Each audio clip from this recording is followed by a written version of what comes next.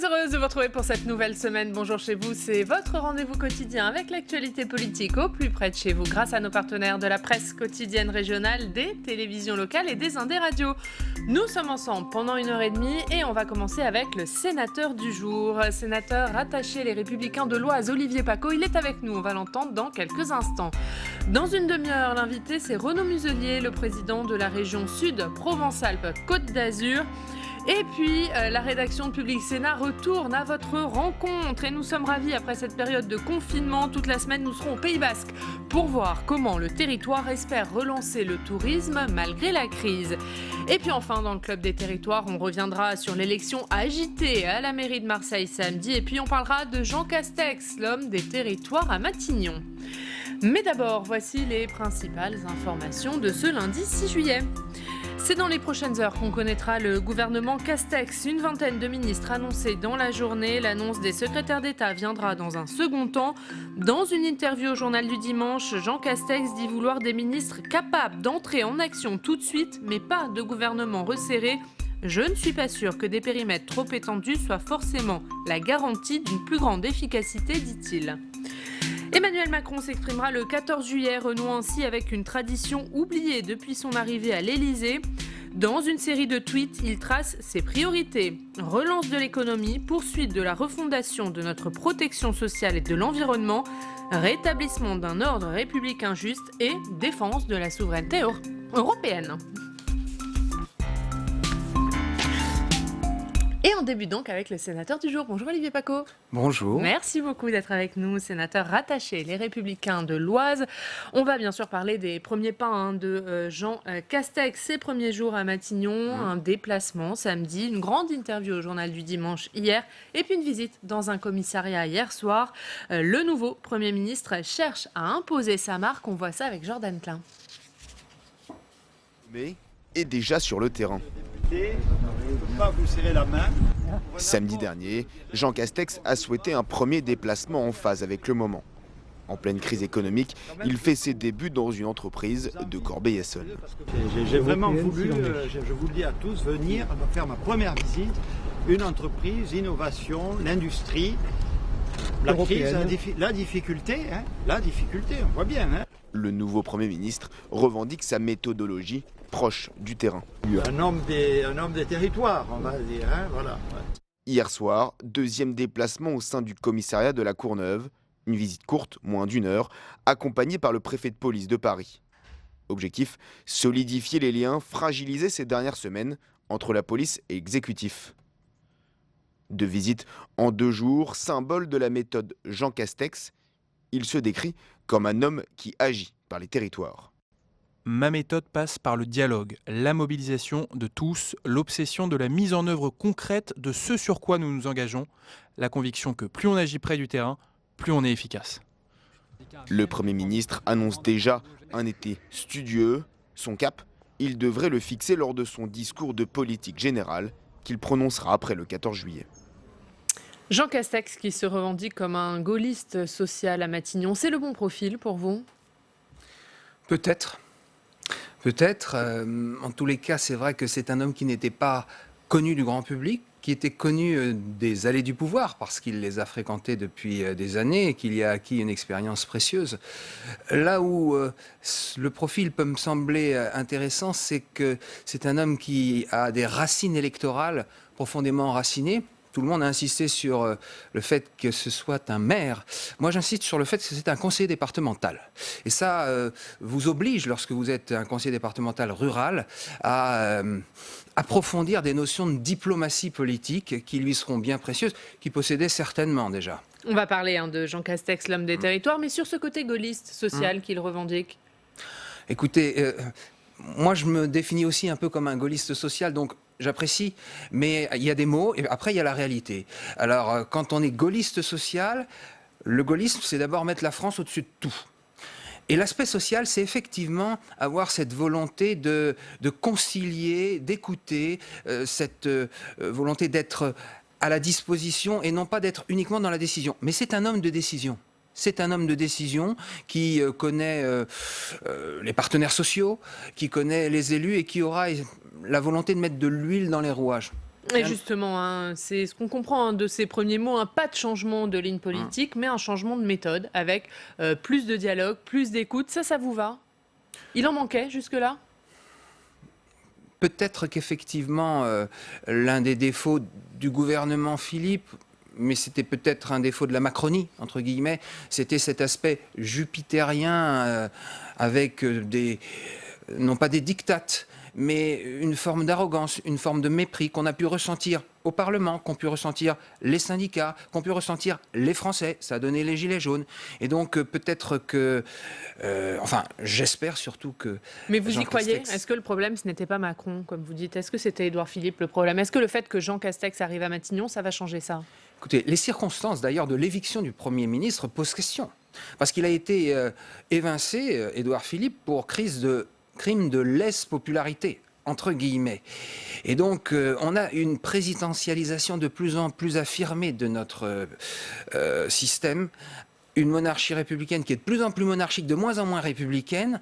J'espère sincèrement que le président de la République va laisser le Premier ministre, chef du gouvernement, gouverner. Je l'espère sincèrement.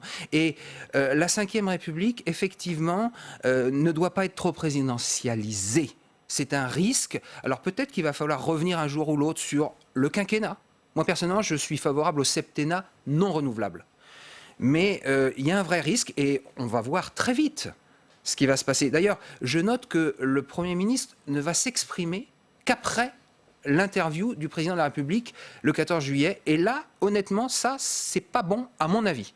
Ça me pose un problème, ça? Ça me pose un problème. Ça veut dire qu'il n'y a pas d'autonomie dans l'action du Premier ministre, qu'il y ait une coordination, c'est évident.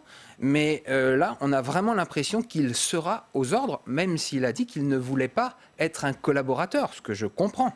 Et ce que je devine de ce que je sais de Jean Castex, que j'ai rencontré dans différentes réunions. J'espère sincèrement que la solidité du Gersois ou du Catalan ne sera pas effritée par l'acteur Macron. Et vous auriez aimé qu'il arrive plus tôt, ce discours de politique générale, devant le Parlement? C'est trop tard pour vous, après le 14 juillet? C'est-à-dire, c'est trop tard après l'interview du président. Alors le président, il a tweeté. C'est bizarre, hein, il commence à avoir des attitudes trumpiennes. Il tweet. Maintenant, il va parler, après avoir beaucoup parlé. Il avait fait une interview dans la PQR. C'est vrai ça vous a choqué, cette série de tweets hier soir? Ça m'a surpris. Pour définir quelles étaient les priorités, passer par des tweets pour dire ça? Ça m'a surpris, oui.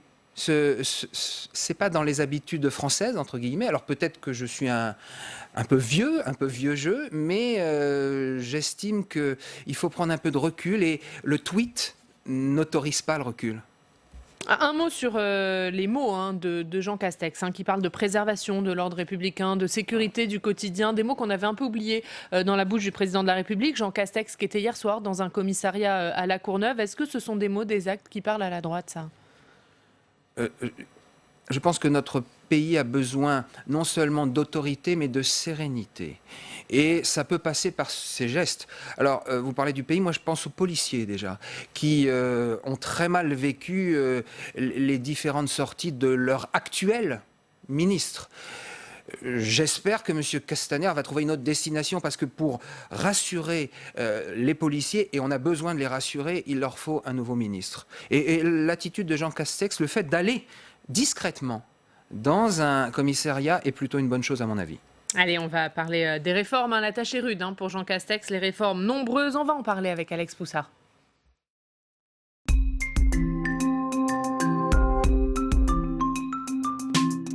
Bonjour Alex. Bonjour Oriane, bonjour Olivier Paco. Bonjour. Et Jean Castex qui va aller vite dans les réformes. Est-ce que ça veut dire que l'agenda du Parlement va être chargé dès cet été? Alors Oriane, au risque de vous décevoir, non, l'agenda du Parlement ne sera pas chargé cet été avec un troisième projet de loi d'urgence débattu au Sénat, une nouvelle lecture du projet de loi bioéthique à l'Assemblée nationale. Non, ce mois de juillet, il va surtout servir au gouvernement et à Jean Castex pour dévoiler les réformes censées répondre à la crise sanitaire et à la crise économique, avec la présentation durant le mois de juillet du plan de relance économique et de soutien à la jeunesse, avec un volet pour lutter contre le chômage des jeunes à la rentrée.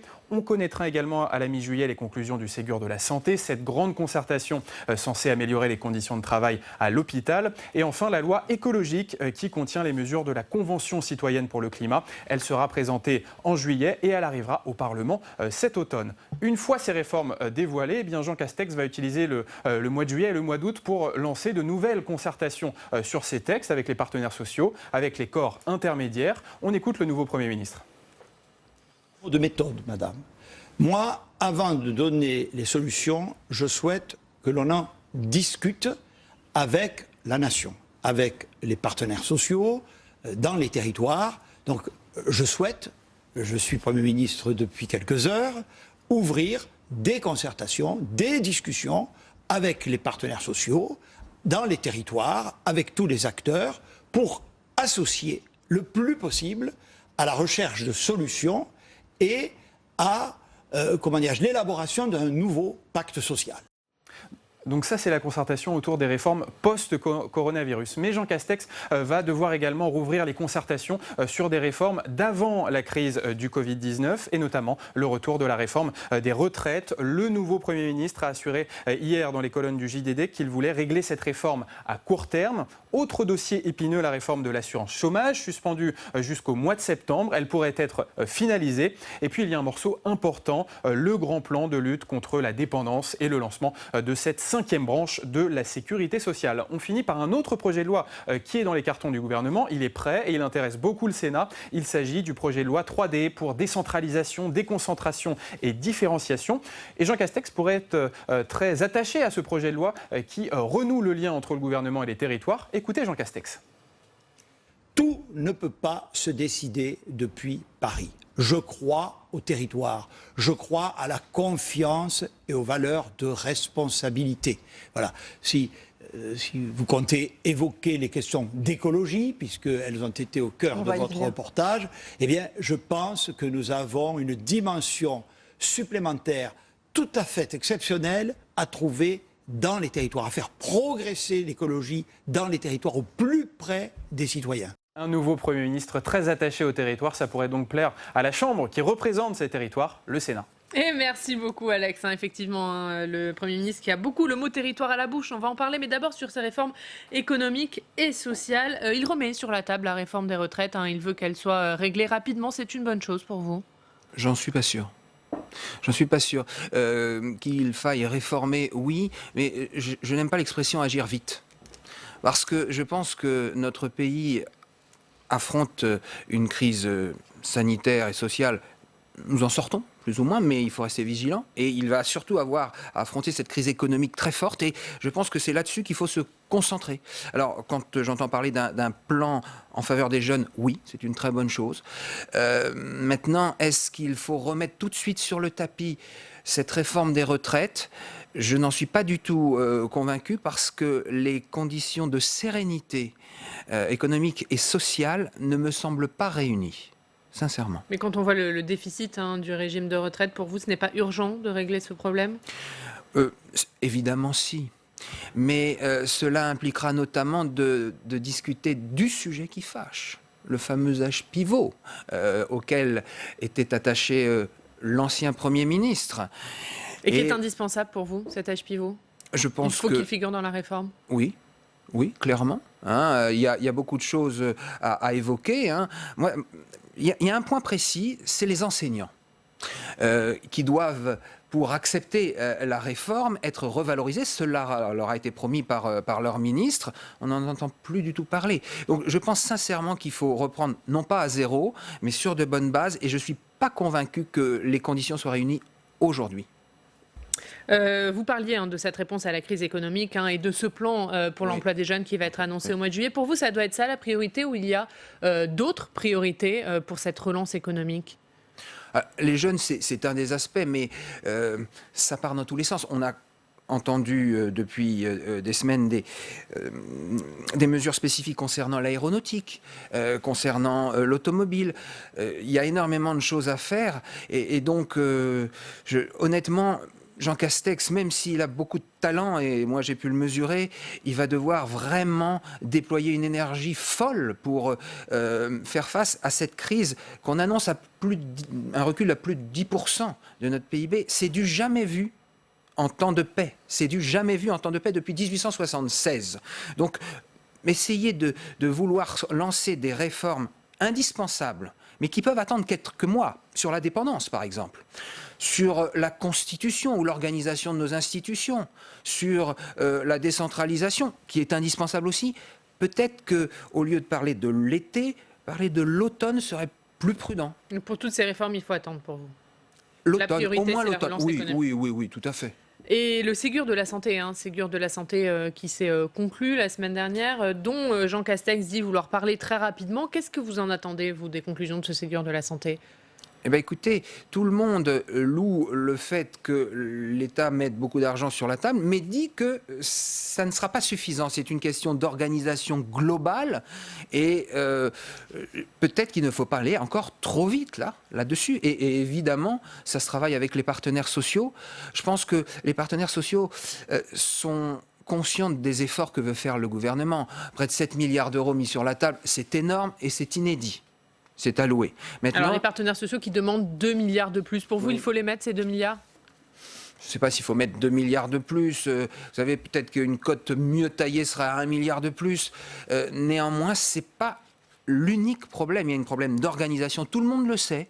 J'ai entendu hier Philippe Juvin avoir des paroles très claires à ce sujet concernant peut-être une suradministration de la santé, avec moins ou pas assez de praticiens, rendre plus attractifs ces métiers. Il y a beaucoup de choses à faire et donc je pense que là encore, il ne faut pas se précipiter. Allez, on va parler de Jean Castex, l'homme des territoires, l'homme des Pyrénées-Orientales. Et justement, on va aller à Perpignan.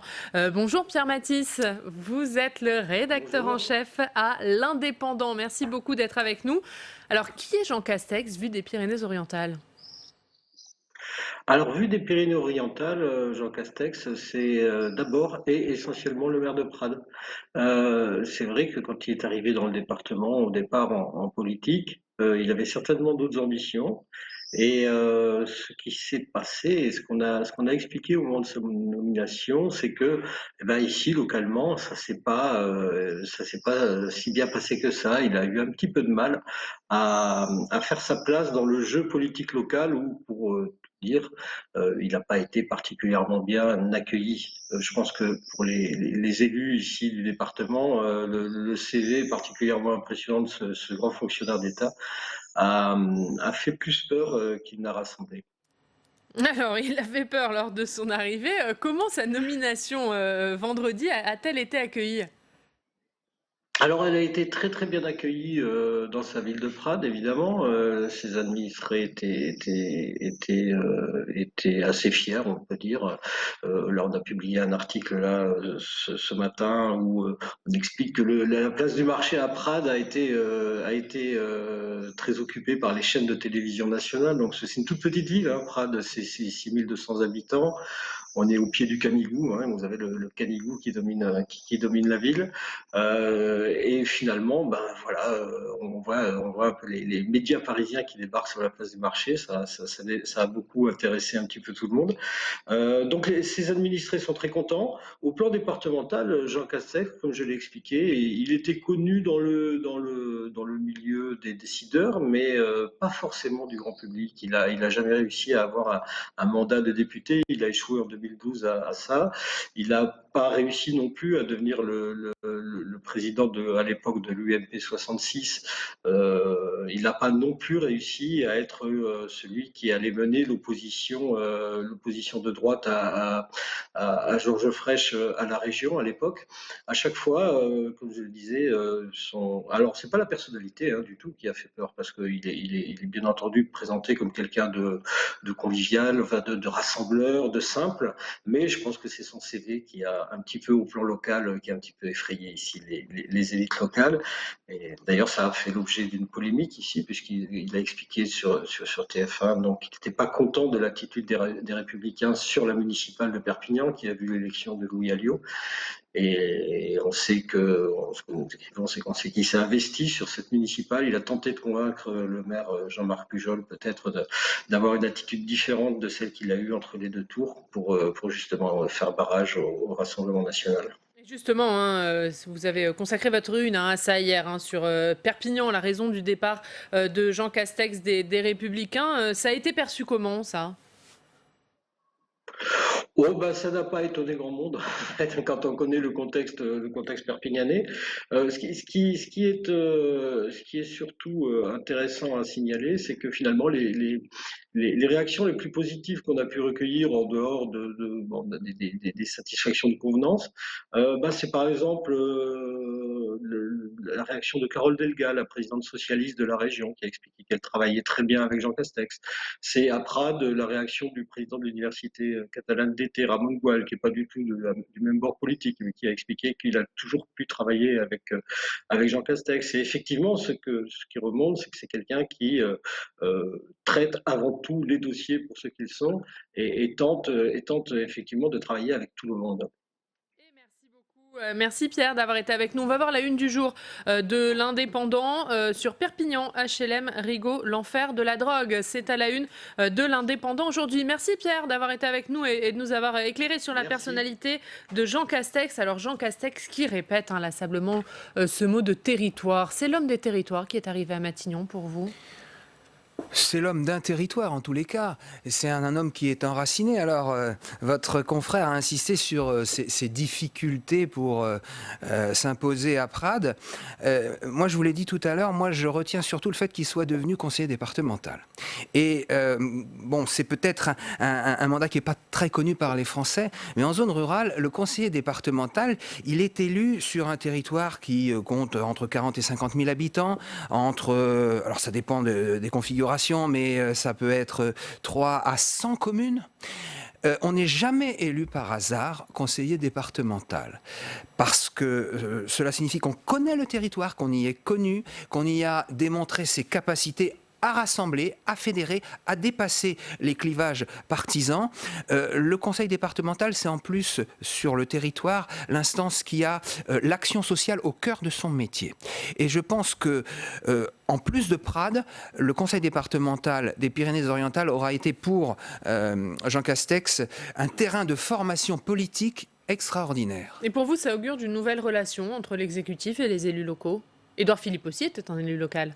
Pas du tout de la même façon, parce que c'était le maire d'une grande ville, et je pense que les relations, le maire du Havre et le maire de Prades, ça n'a rien à voir. Le maire du Havre, il a un directeur de cabinet, il a un directeur général des services, un chef de cabinet, c'est pas lui qu'on va saisir en direct. À Prades, quand il y a un mort dans la commune, quand il y a un problème, qui va-t-on voir ? Le maire ou un adjoint. Et c'est comme ça dans toutes les petites villes. Et c'est pour ça que les maires des petites villes sont beaucoup plus à même de comprendre la réalité des problématiques. Donc une nouvelle relation, une meilleure compréhension des élus locaux pour vous ? Certainement, d'autant plus qu'il a été conseiller régional aussi. Donc tout ça fait qu'à mon avis, c'est plutôt bon pour les territoires, oui. Et pour le pays. On va voir votre revue de presse maintenant, la revue de presse du côté de l'Oise avec Alex Poussard qui revient.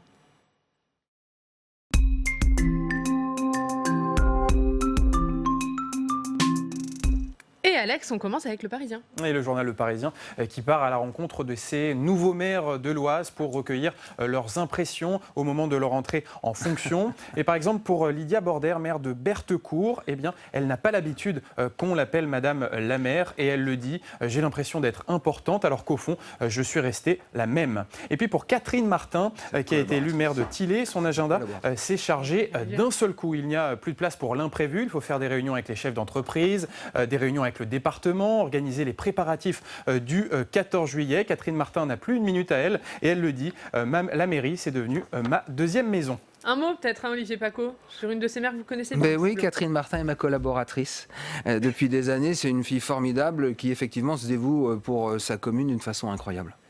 En fait, la vie de maire prend toute la place, même dans la vie personnelle. Dans une petite commune, oui.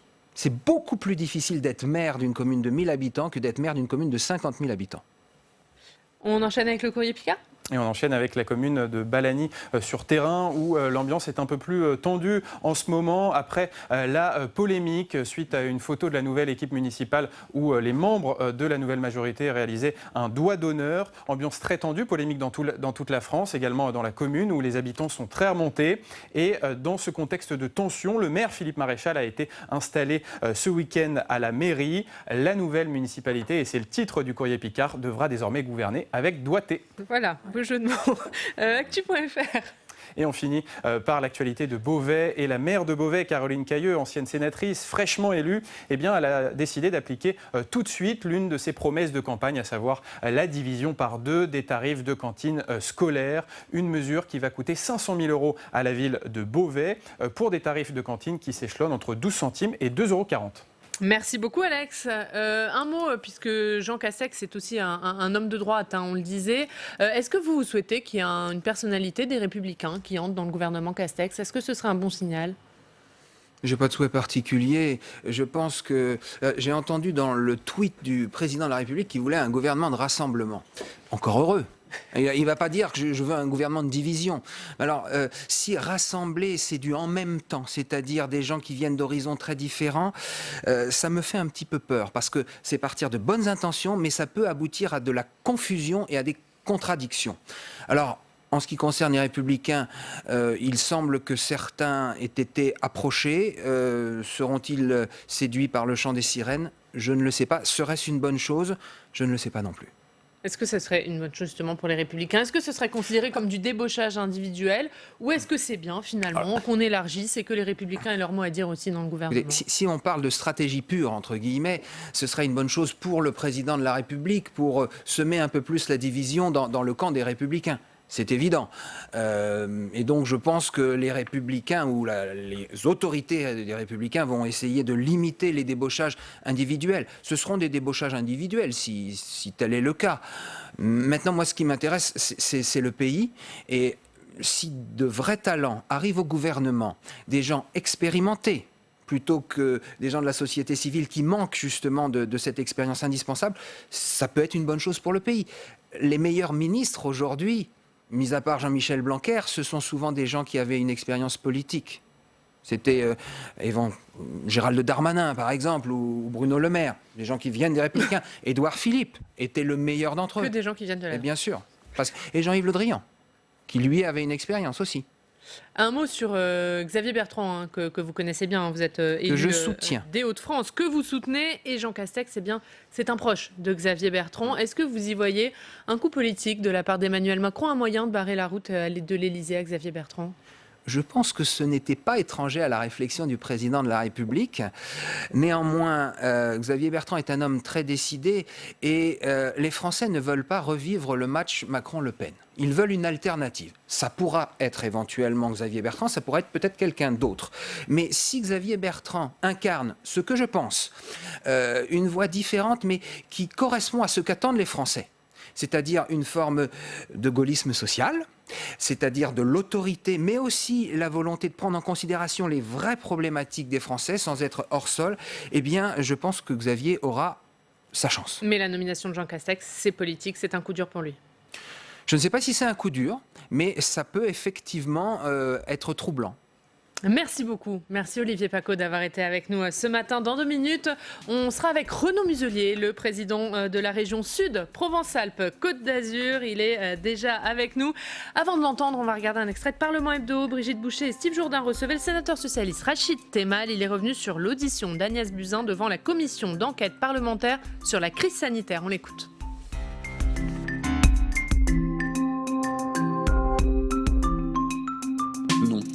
Elle a mal géré la crise. Agnès Buzyn, il y a 2 choses. Elle s'est, elle a fait l'interview dans Le Monde qui était catastrophique, où elle a quand même dit des choses invraisemblables pour une ancienne ministre de la Santé. Et puis, devant les députés, elle a donné le sentiment d'être dans l'autosatisfecit C'était assez bizarre, en fait. Mais elle n'a pas suffisamment préparé la France. Vous n'avez pas été convaincu quand elle a expliqué qu'elle avait été une des premières à alerter par rapport aux autres pays européens? Oui, mais ce qu'on ne comprend pas, c'est ce qu'elle nous dit d'un côté, j'ai informé le président, puis il n'y a pas eu de réaction.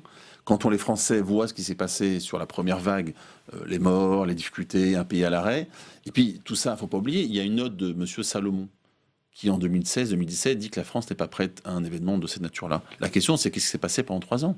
Qu'est-ce qui s'est passé pendant 3 ans? Est-ce qu'un ministre peut tout savoir? On parle des rapports entre politique et administration.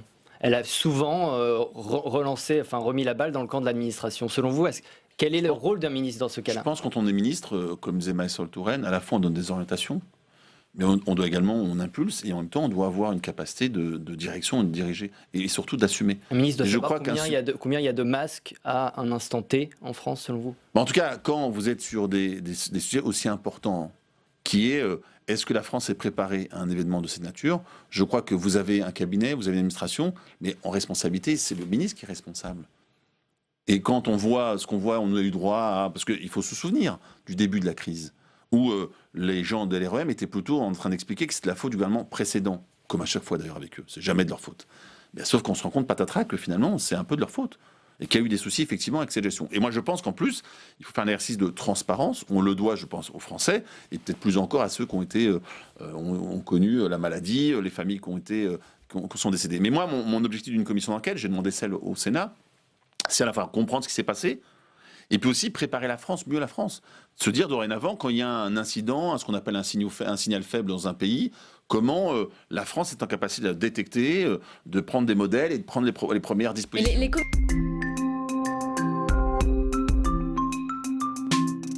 Et notre invité politique ce matin est en direct de la belle ville de Marseille. Bonjour Renaud Muselier.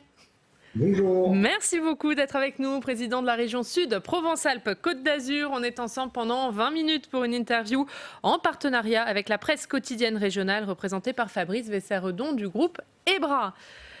Question au président des régions de France aussi, Renaud Muselier. Jean Castex, c'est un élu local, un homme qui emploie le mot territoire à de nombreuses reprises depuis qu'il a été nommé à Matignon. Est-ce que pour vous c'est un bon signal? Tout à fait. C'est un élu local, maire d'Occitanie, ancien conseil régional.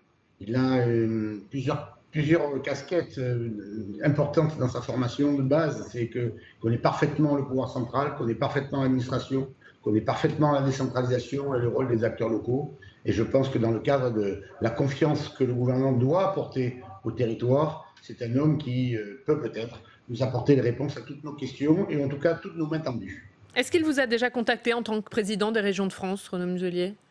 Oui, je l'ai eu samedi soir au téléphone.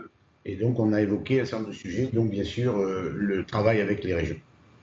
Qu'est-ce qu'il vous a dit? Bon, je l'ai félicité dans un premier temps. Je lui ai rappelé que nous avons eu une réunion avec les présidents de région juste l'après-midi de sa nomination, que la globalité des présidents de région seront plutôt heureux de le voir arriver et que pour nous, c'est la possibilité, avec Territoires Unis en fait, c'est-à-dire M.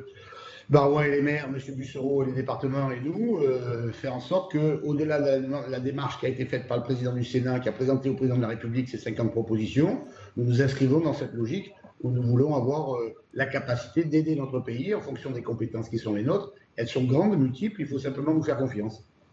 Je vais vous poser la question directement tout de suite, comme ça on sera fixé. Vous l'avez eu au téléphone, votre nom circule pour entrer au gouvernement. Est-ce qu'il vous l'a proposé? En tout cas, j'y rentrerai pas. Donc voilà, ça, le problème est réglé.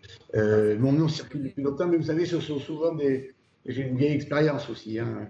Quand on envoie le nom en pâture, c'est qu'en général, il ne sort jamais. Donc de toute façon, je suis président de région, je suis très heureux chez moi, et président des régions de France, et je crois que je peux faire beaucoup de choses pour mon pays, et aider mon gouvernement aussi, qui n'est pas le mien d'ailleurs, mais en tout cas mon pays, dans le cadre de décisions qui feront en sorte que les territoires et les régions seront utiles pour la suite, comme on l'a été dans la crise sanitaire. Vous n'y rentrerez pas, mais est-ce que ça vous a été proposé, Renaud Muselier?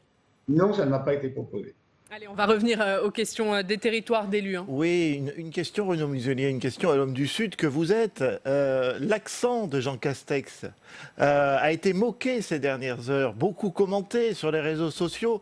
Ça dit quelque chose de la France de 2020 ? Ça montre la stupidité de ceux qui se moquent de la force des territoires. Moi, quand j'entends Jean Castex, j'entends la voix rugueuse et rocailleuse des joueurs de rugby du Sud-Ouest. Et ça, c'est toujours quelque chose qui me plaît beaucoup. Et puis moi qui suis peut-être avec l'accent souvent du Sud-Est, alors par contre, voilà, vous savez, on m'a tellement moqué de moi et de mon sourire. Ça n'empêche pas qu'on a un cerveau, qu'on a fait des études et qu'on a une compétence avec une certaine distance. On n'est pas dans la centralité. À tout votre soutien ce matin. Écoutez, en tout cas, je lui tends la main. Vous savez, il rentre dans une position très difficile. D'abord, je salue le travail qui a été fait par le Premier ministre, qui dans cette crise a fait l'ancien, M. Édouard Philippe, qui a fait beaucoup de choses dans cette crise. Bon, maintenant, on passe dans une nouvelle étape à la demande du président de la République. Est-ce que cette étape sera valable pour notre pays et efficace pour nos concitoyens par l'intermédiaire des collectivités? S'ils ont compris ça, on aura beaucoup avancé. Justement, puisque vous parlez d'Édouard Philippe, est-ce que le fait que Jean Castex arrive à Matignon, ça augure d'une nouvelle relation entre l'exécutif et les régions notamment, et puis les associations d'élus plus largement? Ou est-ce que le problème, ce n'était pas Édouard Philippe, c'était Emmanuel Macron et vous craignez que rien ne change? Écoutez, de toute façon, c'est le président de la République qui fixe la ligne, le Premier ministre qui l'applique. Nous avons eu des situations très très difficiles avec le président de la République et son gouvernement jusqu'en fin 2019.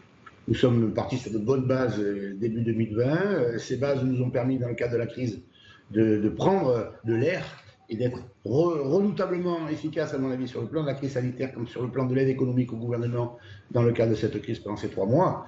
Maintenant, on a un nouveau Premier ministre. On va voir tout de suite, dès le 14 juillet, avec les propos du président de la République et la démarche du Premier ministre derrière, comment il veut nous traiter. Bon, on est toujours avec la main tendue. On sait ce qu'on va faire. Et d'ailleurs, on présentera mercredi une conférence de presse avec les 3 présidents des grandes associations pour bien demander, rappeler quelle doit être la place de chacun dans ce pays, dans l'application de la loi NOTRe, dans la clarification des compétences et dans la confiance nécessaire avec le gouvernement. Justement, mercredi, vous le disiez, conférence de presse de Territoires Unis, l'association qui regroupe l'association des maires de France, des départements et vous, Région de France.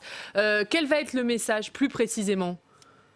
Le message, il est qui paye décide et qui paye décide assume aussi, avec la clarification des compétences. Le travail d'un maire, ce n'est pas la même chose que l'aménagement d'un territoire par une région.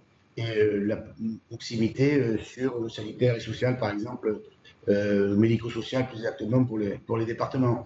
On est très en phase tous les 3 présidents et donc on devrait présenter une proposition claire, précise, simple et unifiée pour le nouveau gouvernement. Et j'espère que Monsieur le Premier ministre en tiendra compte. Proposition qui va dire quoi précisément, Renaud Muselier ?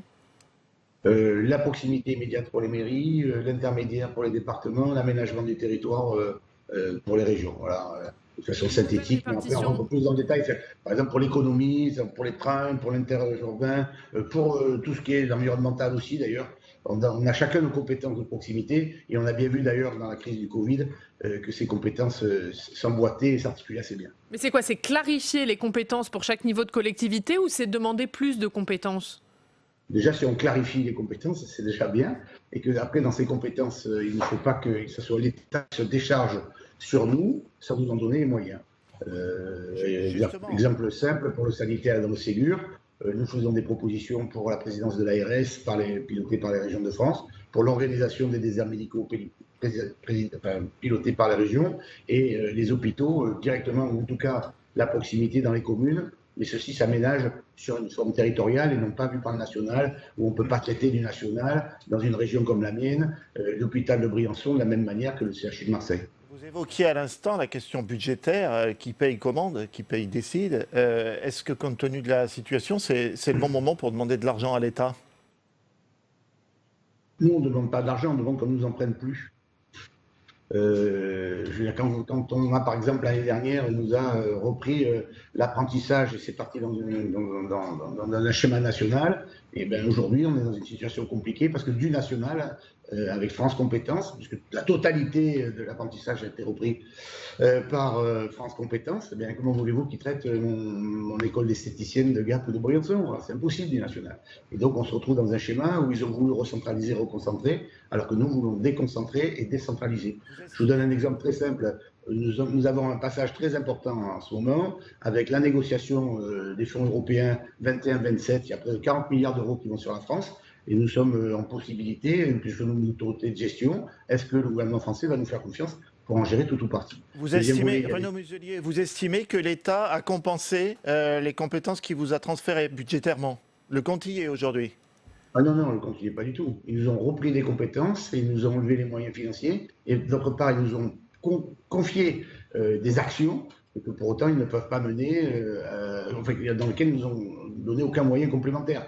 C'est la volonté, comme j'étais en train de le dire, vous avez les fonds européens aujourd'hui, vous avez les fonds verticaux qui vous permettent, c'est-à-dire le projet sur l'aéronautique, le plan de tourisme, tous ces moyens financiers, une dizaine de milliards d'euros qui doivent se drainer sur nos territoires, pour Airbus Hélicoptère, pour la CNIM, pour toutes nos industries qui ont été directement impactées. Et donc comment arriver au plus près du sous-traitant pour qu'il n'y ait pas des filières en cascade qui tombent. Puis après, vous avez les contrats de plan État-région qui doivent être traités maintenant, ils doivent être signés maintenant dans le cadre de la relance. Impossible à signer et à mettre en perspective si on ne garantit pas un minimum de ressources, ce qui n'est pas le cas aujourd'hui. Donc c'est un moment un peu historique. C'est un nouveau Premier ministre, nouvelle position avec les territoires, où vous avez les fonds européens à hauteur de 40 milliards, une dizaine de milliards d'euros dans différents plans structurels qui vont venir sur nos territoires, et en même temps le contrat de plan à signer. Et donc on va voir si là ils nous font confiance ou non. C'est un moment important. Sur la question de la décentralisation, interrogé hier dans le journal du dimanche, Jean Castex ne répond pas vraiment. Il dit l'État peut aussi exister sur les territoires, mais il peut faire mieux en faisant autrement. Comment vous avez compris sa réponse sur la décentralisation ? Comme toujours, c'est le verre de moitié plein ou moitié vide. Nous, on a une position qui est assez simple. L'État fixe le cadre. Et le cadre est le même pour toute la France. Mais à l'intérieur du cadre, il y a des moyens d'action qui sont très importants et différents. Le traitement des deuxièmes lignes, enfin des zones de lignes SNCF sur nos territoires n'a rien à voir dans le centre Val de Loire, dans la région Provence-Alpes-Côte d'Azur, nous sommes contraints dans nos montagnes. Le traitement de l'aménagement du territoire du Grand Est, où il y a peu de métropoles, n'a rien à voir avec le traitement en Nouvelle-Aquitaine. Donc chaque région est différente, c'est la force de notre région, de notre pays, et nous avons la taille critique, me semble-t-il, pour bien organiser tout ça et le structurer.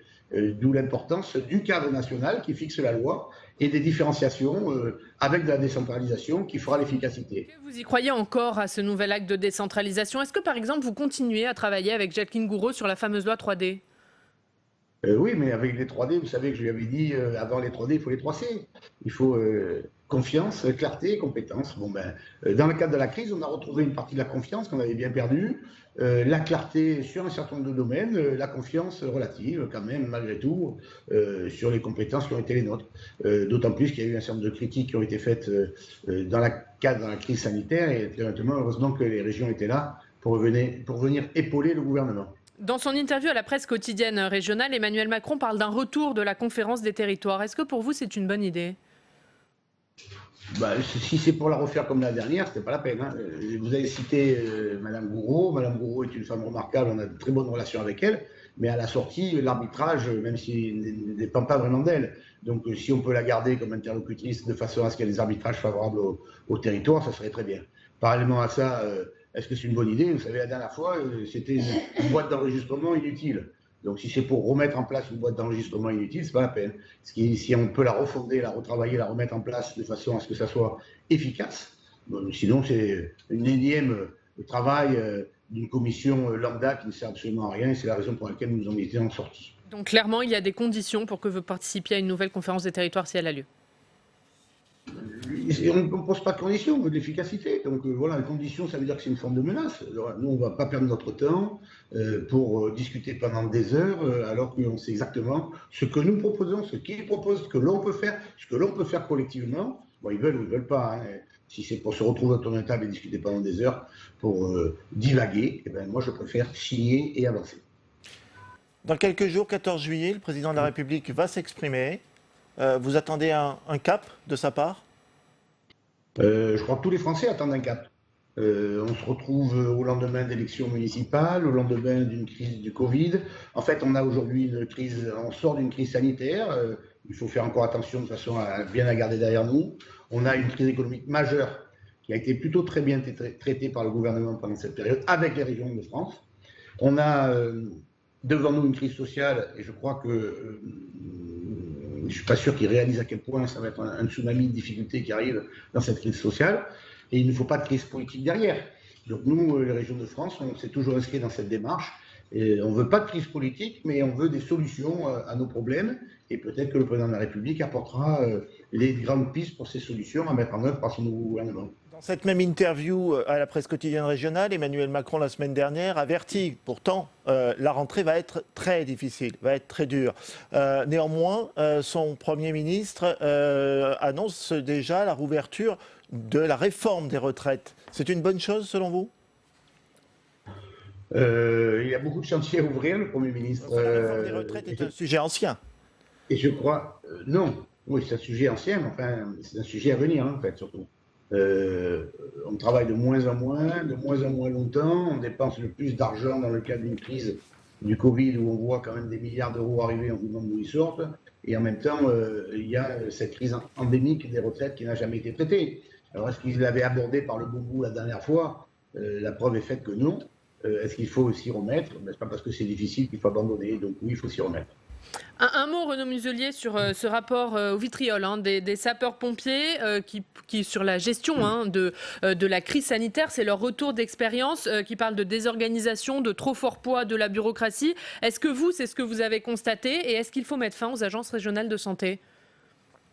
Non, nous on a une ARS qui fonctionne assez bien, on s'entend très bien. Et la difficulté, c'est que je vois avec mes collègues présidents de région, il y a des ARS qui ont été complètement inefficaces. Ça n'a pas été le cas dans la région sud. Je pense que les ARS dans un certain nombre de régions ont diminué leurs moyens, n'ont aucun contact dans les départements et se sont recentralisés sous l'autorité nationale et ne répondent qu'aux ordres du gouvernement, enfin de l'autorité de tutelle, du ministre de la Santé. Ils n'en ont plus les moyens. C'est bien la preuve de la limite de l'exercice du gouvernement. Et c'est qu'à un moment, ils n'ont pas les moyens d'appliquer leurs décisions nationales. Alors qu'au niveau local, on a la possibilité de le faire, d'où l'idée de faire en sorte que les présidents de région soient présidents des ARS.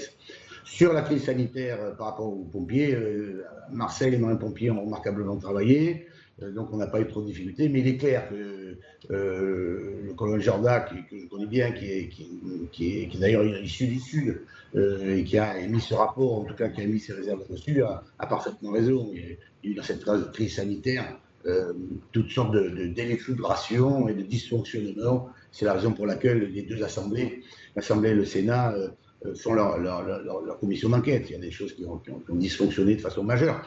Et avec le ministère de la Santé, on a un État dans l'État. Ils veulent tout recentraliser et il ne faut confiance à personne. Alors forcément, au bout d'un moment, quand il y a une urgence, il y a une crise et ils n'y arrivent pas. Allez, on va parler Marseille, on va parler des municipales à Marseille. Et pour commencer, c'est Guilhem Ricavi, le directeur des rédactions du groupe La Provence, qui va vous poser la question. Oui, bonjour à tous, bonjour Renaud Muselier. On a suivi cette folle journée samedi à Marseille, 6 heures de conseil municipal avec des coups de théâtre, le candidat du Rassemblement national qui a quitté l'hémicycle avant même le début du vote, avec des tractations, beaucoup de tensions aussi pour cette succession de Jean-Claude Gaudin. Et à l'arrivée, on a donc vu cette victoire de Michel Rubirola. Moi j'avais une question, c'est est-ce que la droite ne paie pas au prix fort à Marseille le prix de ses divisions ? Et est-ce que ces divisions, Renaud Muselier, ne sont pas le fait, peut-être, de l'absence, j'allais dire, d'un chef de file légitime pour gérer la droite à Marseille ? Bonjour, monsieur Ricavi. La séance du conseil municipal a été consternante. D'une part, il y a les systématiques pour tous les élus de Marseille venant du printemps marseillais vis-à-vis des autres, que je trouve tout à fait indigne. Quand on veut respecter l'environnement général, la démocratie en particulier, on doit respecter ses élus. Sur le volet de tractation, je trouve que, et Dieu sait si je ne soutiens pas, le RN a eu raison, au moins on ne sont pas empêtrés dans des histoires à non plus finir. C'était consternant ce qui s'est passé. Donc, ils n'ont pas participé à ces tractations qui étaient consternantes pour Marseille et on a été la risée de la France entière. Tout ça n'a aucun sens. À l'issue, nous avons aujourd'hui une maire et je suis heureux de savoir qu'elle a une majorité de 51 qui donne la possibilité de gouverner. C'était une chose qui était prioritaire à mes yeux. Ce qui concerne la droite, ça fait longtemps que je dis qu'il fallait s'inscrire dans la rupture. Ils n'ont pas voulu s'inscrire dans la rupture. Ils se sont mis sous l'aile ombragée du maire sortant qui ne travaillait plus et qui les a amenés tranquillement au désastre, à commencer par son propre secteur, dans son propre secteur. Donc tout ça fait en sorte qu'il faut maintenant reconstruire. Ce qui est important, c'est maintenant que va-t-il se passer dans les échéances à venir, notamment la métropole.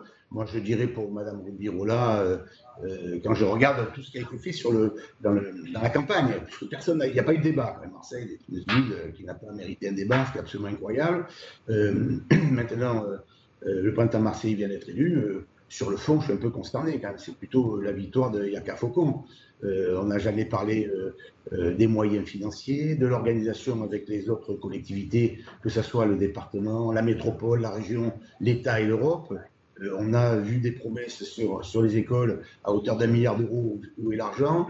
En ce qui concerne simplement l'environnement, moi je regarde par rapport à ce que je propose à la région avec la COP d'avance, ils ont un train de retard. Donc tout ça fait en sorte qu'ils sont dans une situation financière difficile parce que leur héritage est compliqué.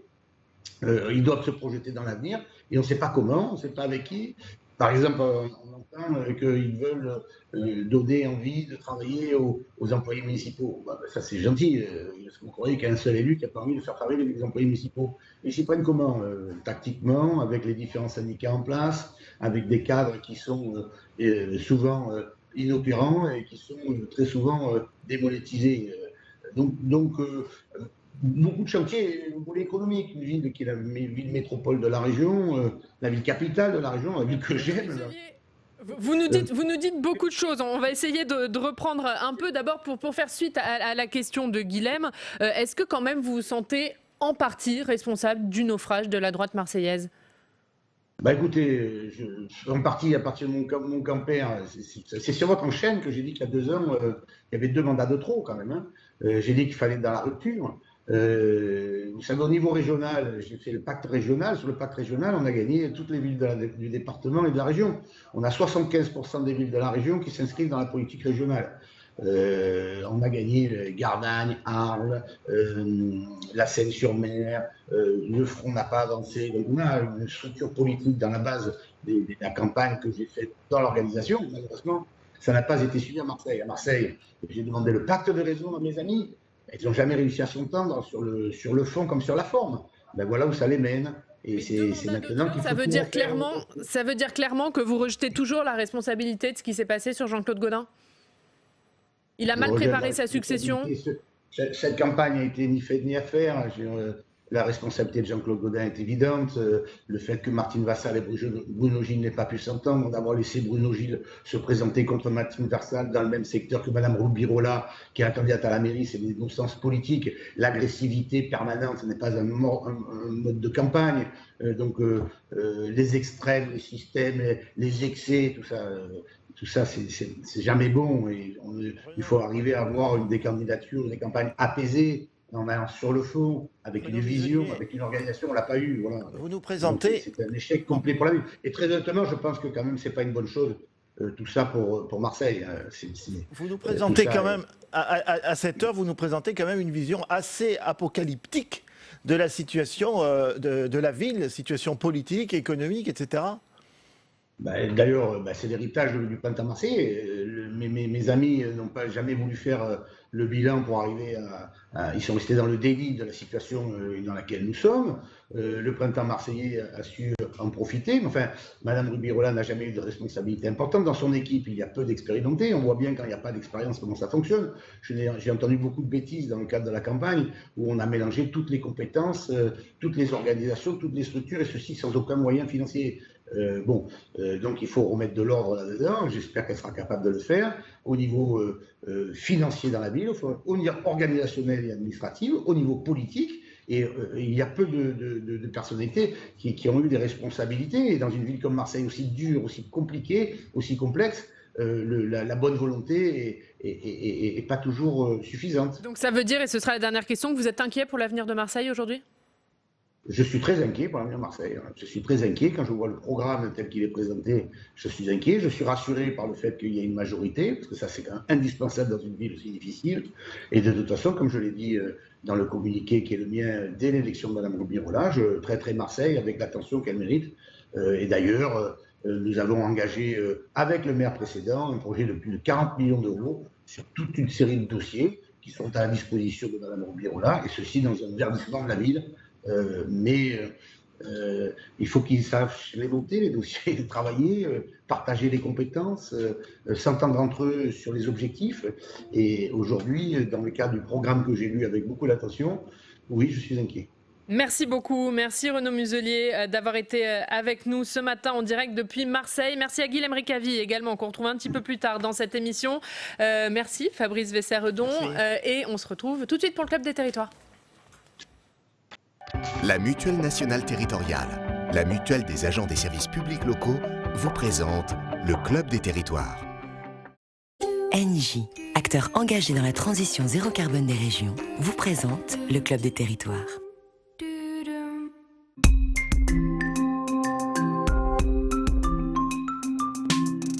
La presse quotidienne régionale et les télévisions locales vous présentent le Club des Territoires.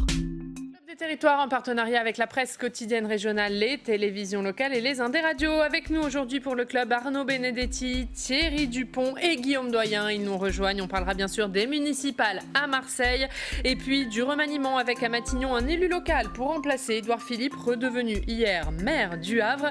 Mais d'abord, c'est l'heure de notre reportage en région. De retour après cette longue période.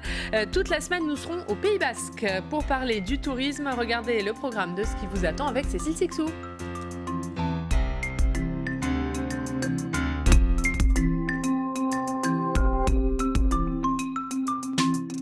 Bonjour, cette semaine, on va vous emmener dans le Pays Basque et on va voir comment, en ce début de vacances d'été, le tourisme essaye de se relever après la crise du Covid avec l'aide des pouvoirs publics. On va commencer mardi avec un reportage avec le département des Pyrénées-Atlantiques qui a lancé un plan de relance pour le tourisme et particulièrement une opération, 64 € pour le 64. Ce sont 9000 bons cadeaux à gagner tout l'été et à dépenser dans les hôtels, campings ou encore dans des cours de pelote basque du département qui permettront d'aider les entreprises touristiques à sortir la tête de l'eau. Ensuite, on va aller à la rencontre du tout nouveau maire de Saint-Jean-Pied-de-Port. Dans sa commune, le tourisme, c'est l'activité économique principale. Normalement, à partir du mois de mars, il y a des milliers de touristes qui viennent profiter de cette cité médiévale, mais aussi des pèlerins qui prennent les chemins de Saint-Jacques-de-Compostelle. On va aller voir comment le maire se démène pour les faire revenir. Enfin, on ira dans la cité balnéaire d'Andaille, voir comment les entreprises locales ont réussi à survivre pendant la crise grâce aux aides mises en place par l'État, comme le chômage partiel, le prêt garanti État ou encore le fonds de solidarité. Et tous les reportages de Cécile Sixou et Jonathan Dupriez seront donc à suivre cette semaine dans Bonjour chez vous à cette heure-ci. Mais on va démarrer ce club par le dernier journal des municipales. On retrouve Alex Poussard.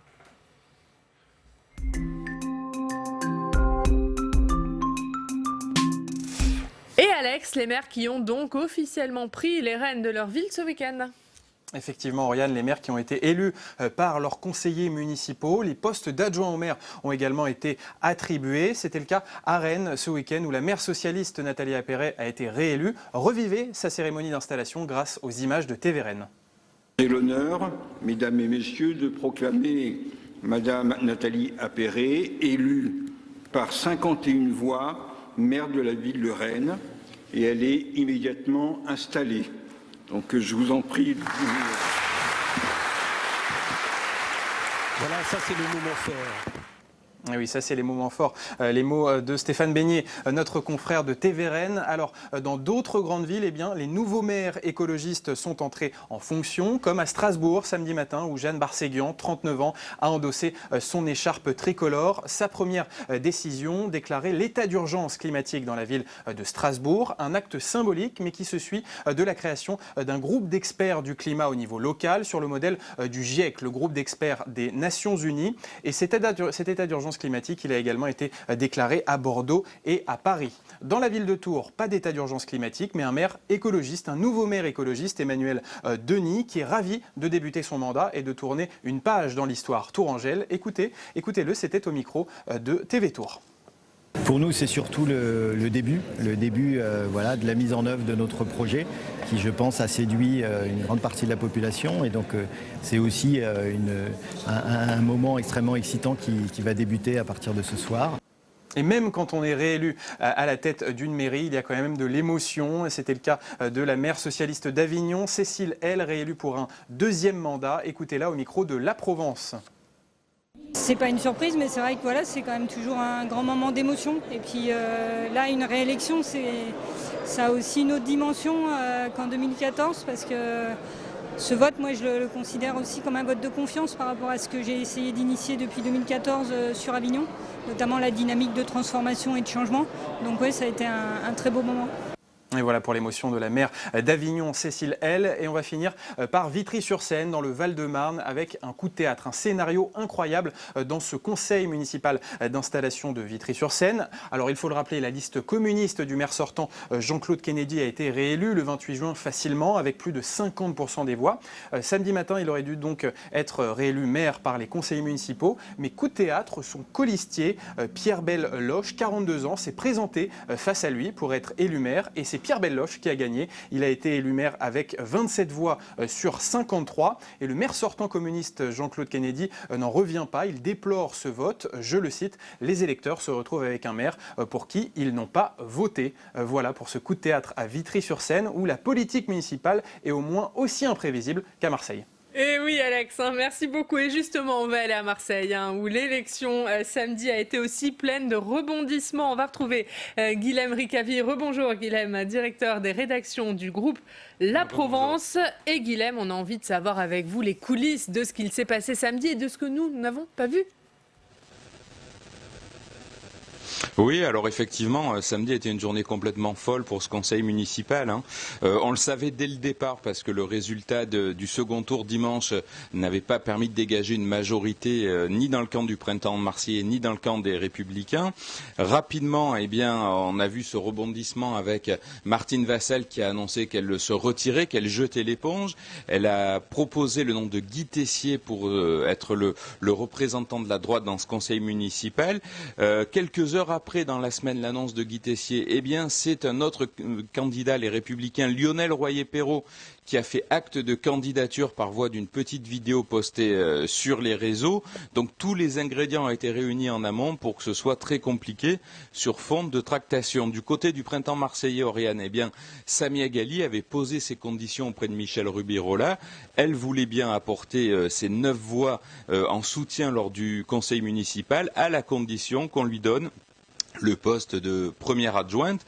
Refus de Michel Rubirola, échange par communiqué interposé, pas très sympathique forcément, et donc cette journée de samedi où on a vu ces rebondissements, ces suspensions de séance, où on a vu une tension extrême entre les camps, et puis à l'arrivée, eh bien, ce résultat-là, donc Samia Ghali, oui, a rejoint Michel Rubirola. Alors le détail de la tractation, on ne le connaît pas totalement non plus. Ce qui est certain, c'est que Michel Rubirola est deuxième adjointe derrière Benoît Payan, qui est lui le socialiste et qui est donc premier adjoint.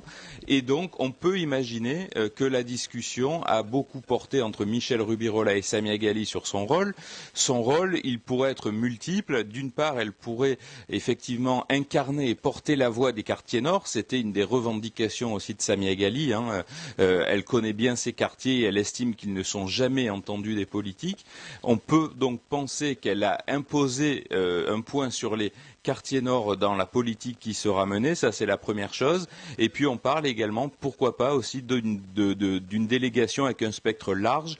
Ce qui est certain, c'est que Samia Ghali aura à l'arrivée un poids fort dans cette équipe municipale.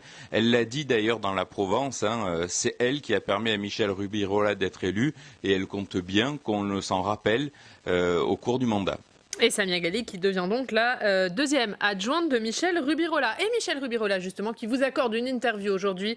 C'est à la une de la Provence. On va prendre soin des Marseillais. Et Michel Rubirola, eh bien, qu'il dit, elle est à la fois soulagée, fatiguée. On ne savait pas si on allait y arriver. Oui, effectivement, une interview assez sincère, j'allais dire, de la nouvelle maire de Marseille, qui s'était faite très discrète ces dernières semaines dans les médias. Elle n'avait pas souhaité répondre aux demandes, aux nombreuses demandes de débat. Elle n'avait pas accordé particulièrement d'interview. Et effectivement, Michel Rubirola, qui depuis hier est rentré dans son rôle. On l'a vu sur une chaîne de télé à Marseille hier matin. Elle répond à la Provence aujourd'hui. Elle est également dans un autre quotidien à Marseille et elle essaye de détailler effectivement sa vision, c'est un peu un discours politique général sur comment effectivement elle ambitionne ce mandat, un mandat qui va être compliqué pour plein de raisons, d'une part parce que la situation de Marseille est très compliquée, c'est une ville pauvre et qui nécessite des investissements dans de nombreux domaines, la voirie, les transports, les écoles, donc situation compliquée à Marseille et puis situation mine de rien un petit peu compliquée aussi dans le camp du printemps marseillais, qui est porté aujourd'hui par une victoire, ça c'est une chose, mais qui est composé de différentes familles politiques, de la France insoumise au Parti socialiste, avec des écolos dedans. Il va falloir que tous ces gens, qui ont parfois des visions différentes, travaillent ensemble. Ils nous le promettent en tout cas, ils se donnent 100 jours pour déjà obtenir de premiers résultats. Et restez avec nous, Guilhem, on va continuer à parler de Marseille, mais d'abord cette victoire de Michel Rubirola. Et Guilhem le disait, cette alliance des gauches, alliance un peu hétéroclite, est-ce qu'elle peut fonctionner, cette alliance des gauches ? C'est vraiment tout l'enjeu des prochains mois. On va voir si ça fonctionne, et notamment l'enjeu, c'est qu'ils n'ont pas une vraie majorité. Enfin, ils ont une majorité qui repose, on l'a vu sur l'accord de Samia Ghali, mais Samia Ghali n'était pas avec eux lors des premiers et second tours des municipales. Donc est-ce que sur tel et tel projet, il y aura toujours cette majorité ? Ou est-ce qu'il pourrait y avoir un rejet si on additionne les voix de la droite, les voix du Rassemblement national, voire les voix de Samia Ghali qui pourraient s'opposer à un projet ? Est-ce que ça va fonctionner ? Ça, vraiment, c'est la grande inconnue aujourd'hui. Difficile l'avenir à Marseille. Renaud Muselier, qui était notre invité, se disait inquiet pour l'avenir de Marseille, pointant notamment l'inexpérience de Michel Rubirola. Oui, alors je rejoins ce que vous dites, c'est qu'ils ont une majorité pour un maire. Est-ce que la ville sera pour autant gouvernable ? Ce qui est intéressant avec Marseille, parce que c'est un laboratoire un peu, j'allais dire, local de ce que pourrait éventuellement tenter la gauche au niveau national, puisque je crois que c'est un cas finalement assez rare, où c'est la seule grande métropole où l'ensemble des composantes de gauche, en tout cas sur le plan national, ont réussi à s'unir, de la France insoumise aux écolos en passant par le Parti socialiste. Ça va être compliqué quand même, parce qu'on sait très bien qu'il y a des cultures politiques différentes, qu'il y a parfois des visions aussi qui sont différentes de la façon dont un exécutif doit être géré. Donc tout l'enjeu maintenant, c'est que cette majorité soit pérenne au fur et à mesure de l'exécution du mandat. C'est un pari, mais ce n'est pas un pari encore absolument tenu. Guilhem, quel regard portent les Marseillais là-dessus ? On a vu devant l'hôtel de ville samedi beaucoup de partisans de Michel Rubirola, mais est-ce que c'est partagé par l'ensemble des Marseillais ? Ce qui est certain, c'est qu'effectivement, ces dernières semaines, on avait vu une forme de dynamique s'installer autour du printemps marseillais, avec une campagne de terrain et de proximité qui ne passait pas inaperçue, avec des codes parfois atypiques, des opérations de tractage à vélo, des choses que l'on n'était pas habitué à voir à Marseille. Il y avait donc une forme de dynamique qui s'est, j'allais dire, manifestée de nouveau samedi matin lors de cette première séance du conseil municipal. Plus de 500 partisans de Michel Rubirola réunis sur le port et qui ont chanté, qui ont applaudi. Il y avait une forme de joie et de bonne humeur. Et on peut avoir le sentiment, effectivement, aujourd'hui, qu'une part de Marseille est plutôt contente de l'incarnation du changement à venir. C'est-à-dire que la notion d'espoir, de renouveau pour Marseille est de fait incarnée par Michel. On vous retrouvera un petit peu plus tard, Guilhem. Oui, cette journée de samedi est passée pour un peu spectaculaire, mais en réalité, il s'agissait juste de trouver une majorité, et ça se fait absolument partout dans les régimes démocratiques que les partis entrent en tractation pour établir une nouvelle, après les élections, une nouvelle plateforme programmatique. Encore faut-il savoir s'ils vont y arriver. Enfin, on regardait ça comme si c'était surprenant, parce qu'en France, la prime majoritaire est toujours importante. Avec quand même la particularité du mode d'élection à Marseille. Oui, qui est celui de Paris, ça peut arriver. Mais si vous voulez, c'était vécu de manière tragique. Mais partout ailleurs chez nos voisins, on fait la même chose. Et au contraire, ça permet de tenir en compte les expressions minoritaires et de créer après un programme et on s'entendre entre partis. Je crois que sur le fond, ça pose la question de la loi PLM quand même, hein, parce qu'on voit bien que Paris-Lyon-Marseille, cette loi pose problème, parce que, in fine, les citoyens n'élisent pas directement leur maire. Donc on sait que cette loi avait été, disons, confectionnée du temps de François Mitterrand, en 82 ou 83, par Gaston Defferre notamment, en l'occurrence. Est-ce que cette loi est aujourd'hui adaptée au mode de fonctionnement d'une démocratie, j'allais dire, normalisée, y compris pour les grandes métropoles? C'est une vraie question. Ce qui va être important pour Michèle Rubirola, c'est de bien s'entourer. Là, on met en avant son manque d'expérience, le fait qu'elle n'ait jamais participé à des exécutifs locaux. Donc le choix va être déterminant de ses principaux collaborateurs. Je pense directeur de cabinet, je pense directeur général des services, tous ces gens qui vont faire tourner la machine, parce que Marseille a vraiment besoin qu'on s'occupe d'elle. C'est une ville qui connaît moult problèmes, donc il faut vraiment se mettre au travail. Et puis un mot sur les premiers mots de Michèle Rubirola, élu maire. On agira dans l'intérêt général. Je veux que chacun retrouve la fierté d'être Marseillais. Il se retrouve dans ses représentants. Le clanisme, le népotisme et le clientélisme ont vécu. Attaque directe à Jean-Claude Gaudin. C'est aussi la page Gaudin qu'elle veut tourner. C'est clair, de toute façon, que c'est la page Gaudin qui se tourne à l'issue de cette élection. D'ailleurs, j'écoutais Bruno Muselier avant de rentrer en plateau.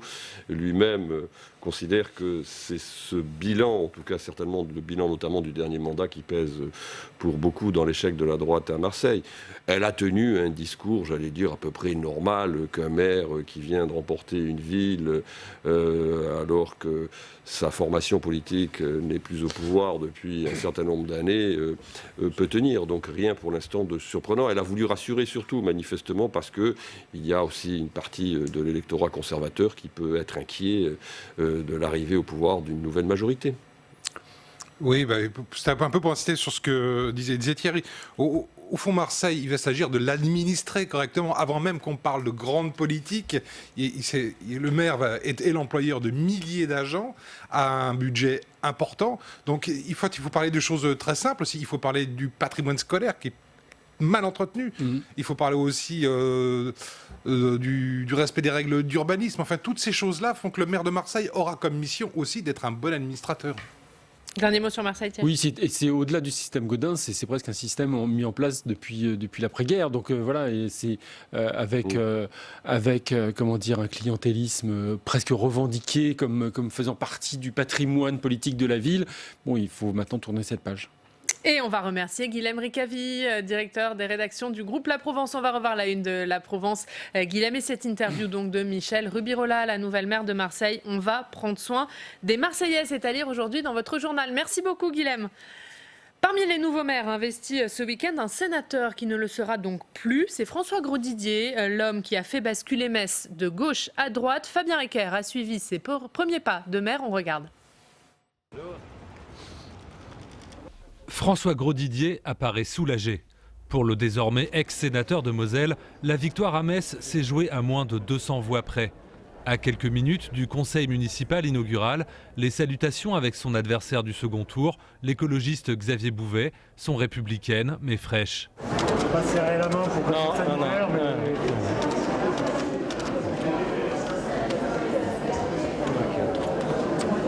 Bon courage. Merci. Je suis authentiquement vert et pas vert du fait de la dernière mode. Donc ça fait 20 ans que je suis engagé sur les questions environnementales. J'avais en face de moi un candidat avec l'étiquette Europe Écologie Les Verts, mais dont l'engagement était tout de même beaucoup plus récent et peut-être pas si authentique. Nous incarnions la liste et les projets résolument écologistes de manière claire, assumée, cohérente surtout. C'est pas ce choix qu'il a emporté dimanche dernier. François Grosdidier. François Grosdidier. Monsieur François Grosdidier a obtenu 40 voix. Je proclame en conséquence Monsieur François Grosdidier, maire de Metz.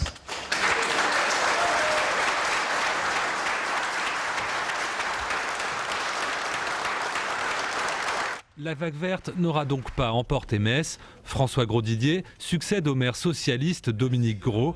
à la tête d'une nouvelle majorité de droite et du centre. Forcément très émue et très heureuse pour tous mes amis qui sont ici et qui vont devoir se mettre au travail très très vite, moi aussi d'ailleurs. J'ai au moins 50 décisions à prendre. Entre une présence de sécurité, de police municipale la nuit qui fait totalement défaut, la réouverture des mairies de quartier là où les habitants se sentent abandonnés. Bonjour. Bonjour. Première déambulation, écharpe en bandoulière. Et déjà, le maire est pris à partie au sujet de l'environnement. Une petite signature contre les pesticides. Je regarde attendez, vous me l'envoyez, je regarde votre pétition. J'ai pris beaucoup de positions contre les pesticides. C'est un peu original dans mon député à l'époque. Y compris contre mon propre groupe parlementaire. Et le bio dans les cantines oui. Pour les élèves. On va travailler ce sujet aussi. Eh ben, on compte sur vous. Pour se revoir et en parler.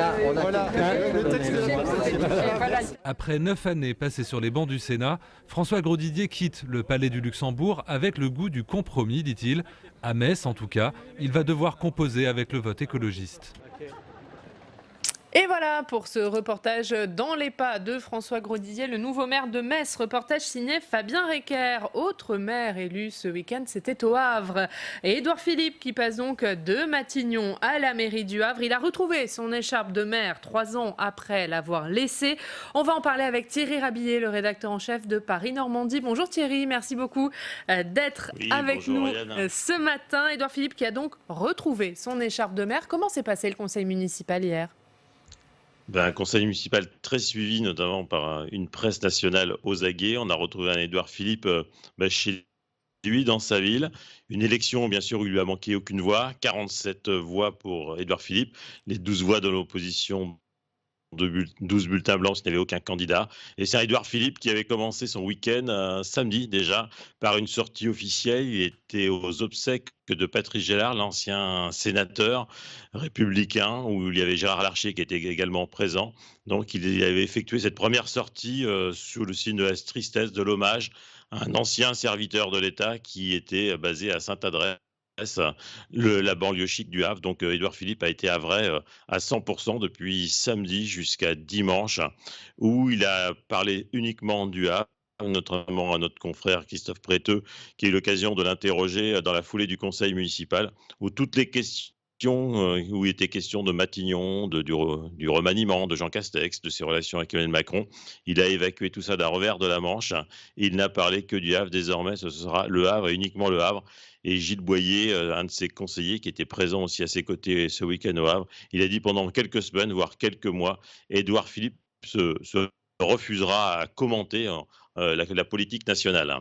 Et Édouard Philippe, qui, une fois l'écharpe de maire revêtue, a déambulé dans les rues du Havre. Comment est perçu son retour par les Havrais ? C'est quelque part, c'est comme la promesse tenue. Il avait dit qu'il serait chef de file de la liste de l'EA qui s'appelait uniquement Le Havre. Il a dit qu'il reviendrait au Havre, qu'il redeviendrait maire du Havre. Et même s'il ne connaissait pas la chronologie des événements, même si c'est pas lui le maître des horloges et c'était Emmanuel Macron qui avait son sort entre ses mains, il savait sûrement quelque part, Édouard Philippe, que cette dernière partie du quinquennat d'Emmanuel Macron, ce serait sans lui. Il y a des petites phrases aujourd'hui qui valent plus que d'autres. Quand il nous disait en mois de mai que Emmanuel Macron savait ce que je peux faire et ce que je ne peux pas faire. Déjà, ce sont de petits indices qu'il distillait ici et là pour indiquer peut-être effectivement que c'était la fin d'une aventure à Matignon avec Emmanuel Macron, qu'Emmanuel Macron voulait reprendre la main sur la dernière ligne droite de son quinquennat afin d'incarner la continuité en 2022 et qu'avec un omni-premier ministre tel qu'il est aujourd'hui, Édouard Philippe, il repart au Havre avec le sentiment du devoir accompli et ce bain de foule, ces retrouvailles avec les Havrais, elles ont été plutôt joyeuses. Pas de manifestation, pas de contre-manifestation contre le Premier ministre, celui qui incarnait cette politique très libérale que souhaitait Emmanuel Macron. Donc ça a été un retour, on va dire, parfait pour Édouard Philippe ce week-end au Havre. Et on se souvient de cette phrase dans vos colonnes, Thierry, je reviendrai au Havre peut-être beaucoup plus tôt que prévu. Phrase qui prend tout son sens aujourd'hui. Merci beaucoup Thierry d'avoir été avec nous. On va voir la une de Paris-Normandie. Édouard II, c'est à la une de Paris-Normandie aujourd'hui avec bien sûr cette photo d'Édouard Philippe. Merci beaucoup Thierry. Un mot peut-être sur Édouard Philippe qui redevient maire du Havre, mais une question qu'on s'est beaucoup posée vendredi. Pourquoi remercier un Premier ministre qui finalement n'a pas failli ? C'est toute la question. Alors, on peut imaginer qu'Emmanuel Macron veut en effet donner un souffle nouveau, et que pour donner un souffle nouveau, il est nécessaire que ça s'incarne dans un homme nouveau. C'est un grand classique, j'allais dire, de la vie politique sous la Ve République, dans le couple Premier ministre et Président de la République. La difficulté, c'est que c'est toujours quand même compliqué de se séparer d'un Premier ministre qui est populaire. Et en l'occurrence, Édouard Philippe sort de Matignon avec un capital politique qui est très renforcé. Ce qu'on ne pouvait pas envisager il y a encore quelques mois. Souvenons-nous, au moment des manifestations contre la réforme des retraites, Édouard Philippe avait une cote de confiance qui était à peu près équivalente à celle du président de la République. Mais sa gestion du déconfinement, son style sobre, qui n'en fait jamais trop, ont manifestement convaincu une partie de l'opinion publique. Et toute la question qui se pose aujourd'hui, c'est de savoir comment il va gérer ce capital politique. Il se met en réserve de la République, très clairement. Toute proportion gardée, ça rappelle, pour ceux qui se souviennent de l'histoire politique, un peu la façon dont Georges Pompidou était lui-même sorti du gouvernement en 1968, se mettant en réserve, mais vraiment toute proportion gardée. Et on va, avant de vous entendre Thierry, on va écouter Édouard Philippe. C'était hier lors du conseil municipal. Pour Édouard Philippe, maire, c'est le plus beau des mandats. On l'écoute. Je peux dire, comme beaucoup de mes collègues maires, et peut-être même comme un peu plus d'entre eux, que le fait d'être maire, le fait de se voir confier cette responsabilité, c'est d'avoir la chance d'exercer le plus beau des mandats que la République puisse offrir. Le plus beau. Sur ce que dit Édouard Philippe, il va rester au Havre, Thierry, pendant au moins un moment. Oui, d'abord il y a une période de décompression. En plus, il ne veut pas. Je crois qu'il est d'une grande loyauté à l'égard d'Emmanuel Macron. Je ne crois pas du tout à une candidature d'Édouard Philippe en 2022 contre Emmanuel Macron. C'est pas du tout le genre. Simplement, il a envie de prendre du temps. C'est une essoreuse quand même, Matignon. Et même s'il n'en sort pas en lambeaux comme beaucoup de ses prédécesseurs Premier ministre, il a quand même besoin de se reconstituer. Il a pris un peu de distance, on a vu dans les indiscrétions, parce que vous savez qu'Emmanuel Macron a dit, enfin en tout cas l'Élysée a fait savoir qu'on avait confié à Édouard Philippe une mission un peu pour coordonner la majorité qui part un peu dans tous les sens ces temps-ci. Bon, visiblement, il y a eu quelques indiscrétions distillées, notamment autour d'Édouard Philippe, pour dire que Édouard Philippe n'avait pas encore donné vraiment sa réponse sur ce point. Donc on voit qu'il a envie de se sortir du spectre national. Du champ national, et puis de se retrouver. D'abord, il a fait campagne pour les Havrais, donc il faut quand même qu'il leur montre qu'ils ont voté pour quelqu'un qui s'intéresse à eux. Et le retour d'Édouard Philippe à la mairie du Havre, c'est aussi le retour d'Édouard Philippe au sein de l'Association des maires de France. Est-ce que ça, c'est forcément une bonne nouvelle pour François Baroin ? C'est pas forcément une bonne nouvelle pour François Baroin.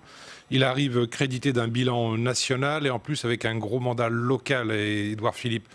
Donc il va inévitablement être un concurrent pour François Baroin, très regardé, d'autant que la droite, d'une certaine façon, se cherchait un champion des territoires.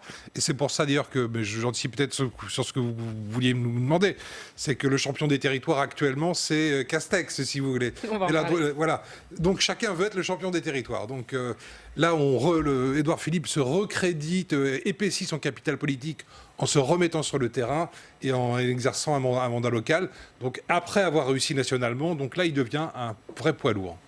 Et justement, Jean Castex, c'est l'homme des territoires à Matignon. Arnaud Benedetti, est-ce que c'est aussi la réponse aux Gilets jaunes, l'arrivée de Jean Castex à Matignon ?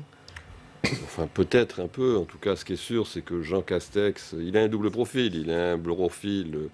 D'ailleurs, ses opposants déjà ont insisté là-dessus, de très hauts fonctionnaires qui connaissent particulièrement bien la machinerie d'État, et puis de l'élu local, d'élu d'une petite commune, Prades, je crois, 6 000 habitants dans les Pyrénées-Orientales. En effet, ces zones périphériques qui se sont levées contre la politique d'Emmanuel Macron il y a maintenant un peu moins de 2 ans. Donc c'est certain que Emmanuel Macron, en choisissant ce type de profil, a voulu aussi vraisemblablement envoyer un signal politique. Mais moi, le plus intéressant finalement dans Jean Castex, c'est qu'il vient de la droite sarkozyste. Je crois que c'est ça qu'il faut retenir surtout sur le plan politique. C'est-à-dire que Édouard Philippe venait, lui, de la droite juppéiste, Jean Castex vient de la droite sarkozyste, qu'est-ce que ça va signifier politiquement dans la conduite des affaires et dans la stratégie politique à moins de 2 ans de la fin du mandat d'Emmanuel Macron.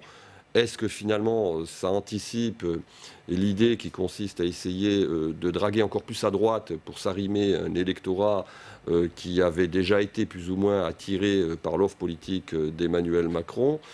C'est une hypothèse qu'il ne faut pas tout à fait écarter, d'autant plus que le retour d'une gauche qui peut faire peur à une partie de cet électorat conservateur constitue de ce point de vue-là une forme d'aubaine pour Emmanuel Macron qui peut apparaître comme un rempart. Et donc le choix de Jean Castex, à mon sens, a une signification politique aussi de ce point de vue-là.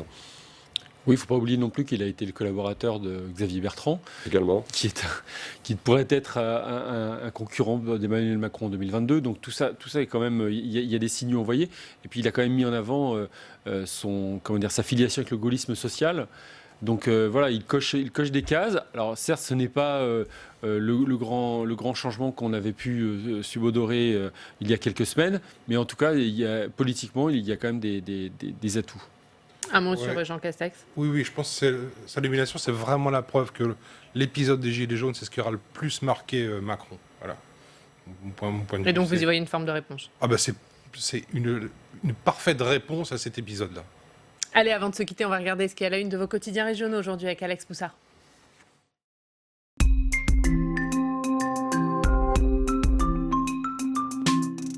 Et Alex, c'est donc vous qui avez regardé les quotidiens régionaux pour nous aujourd'hui. Qu'est-ce que vous en avez retenu? Eh bien, plusieurs journaux régionaux, dont le journal L'Alsace, titre sur la future composition du gouvernement. Emmanuel Macron et Jean Castex qui ont peaufiné un gouvernement, je cite, de mission et de rassemblement pour accompagner le fameux nouveau chemin que veut dessiner Emmanuel Macron. Après leur réélection, les maires veulent montrer qu'ils sont déjà au travail et c'est le cas du maire de Nice, Christian Estrosi, qui donne ce matin une grande interview à Nice Matin où il détaille ses projets, la démolition de la salle de spectacle Acropolis pour verdir la ville de Nice et puis la création d'un hôtel qui rassemble les polices nationales et municipales. Pour d'autres maires, c'était encore ce week-end le temps de l'installation à la tête du conseil municipal et en une de l'Est républicain, le nouveau maire de Nancy, Mathieu Klein, a pu savourer son élection. Le socialiste devient le 60e maire de Nancy après une longue lignée de dirigeants de centre droit dans la capitale Lorraine. Et alors que les vacances de juillet ont commencé pour certains, eh bien les journaux régionaux veulent vanter les mérites des destinations hexagonales et le Cher, terre de vacances, peut-on lire en une du Berry républicain. Le Cher, une terre qui est loin des littoraux et du tourisme de masse. Mais pour les amateurs de littoral et de plage, eh bien il y a l'Occitanie et ce dossier spécial en une du Midi Libre, un dossier spécial qui regorge de découvertes à faire dans cette région Occitanie. Régalez-vous chez nous, nous titre le journal du Midi Libre. Et merci beaucoup Alex pour cette revue de presse. On va regarder vos unes, messieurs. On parle de Jean Castex, Jean Castex, le gaulliste. Et justement, De Gaulle, c'est à la une de la revue politique et parlementaire, un numéro spécial consacré à De Gaulle. Arnaud, à la une de la Gazette des Communes cette semaine, le boom des ruches en ville. Le boom des... Alors, évidemment, on est bien sur l'écologie et puis un gros papier aussi sur ce que mijotent les maires écolos, immobilier, cantines scolaires, déplacements, etc. Voilà. Et donc c'est à lire dans la Gazette des Communes. Et sur Contexte, vous intéressez, vous Thierry Dupont, à Nicolas Revel, le nouveau directeur de cabinet de Jean Castex. Oui, ce sera un des rouages essentiels de la politique des 2 prochaines années. C'est quelqu'un qui a la pleine confiance d'Emmanuel Macron puisqu'ils ont travaillé ensemble à l'Élysée sous François Hollande. Puis c'est quelqu'un qui a aussi des attaches à gauche puisqu'il a travaillé notamment avec Bertrand Delanoë à la mairie de Paris. Donc voilà, c'est quelqu'un d'assez complet. C'est vraiment un personnage central pour les prochains mois. Et c'est une manière pour Emmanuel Macron de rééquilibrer la nomination de Jean Castex, Nicolas Revel? Oui, et c'est surtout une manière pour l'Élysée de reprendre la main sur Matignon.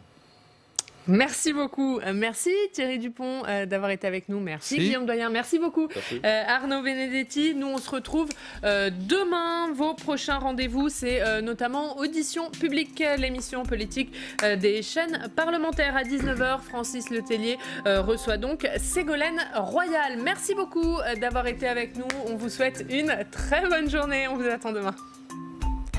La presse quotidienne régionale et les télévisions locales vous ont présenté le Club des Territoires.